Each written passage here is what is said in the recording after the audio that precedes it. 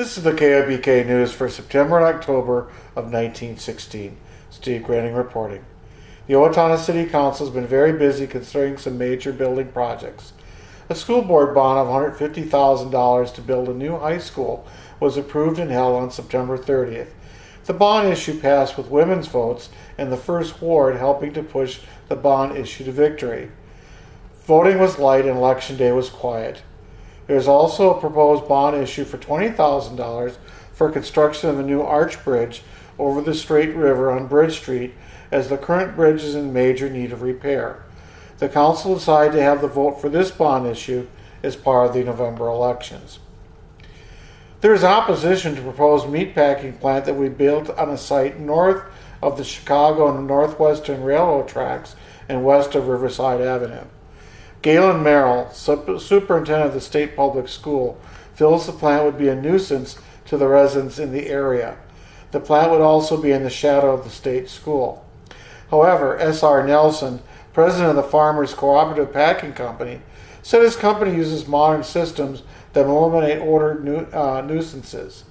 He also noted this would be another industry for Owatonna and employ a large number of men. Where will the location of the Steele County Fair be in the future? That was the question at a recent joint meeting of farmers' organizations and a committee representing the Fair Board. The meeting was at the request of the Fair Board to learn what people wanted regarding the location of the fair. There was no decision, and some wished to keep the fair at its current location at Rock Island Park, and others preferred the new county farm. However, the county commissioners some days later gave permission to use a portion of the county farm, the former Hutchinson Farm, purchased last year, for informal use by the county fair. There was no action, however, on appropriation for $5,000 for fair funds.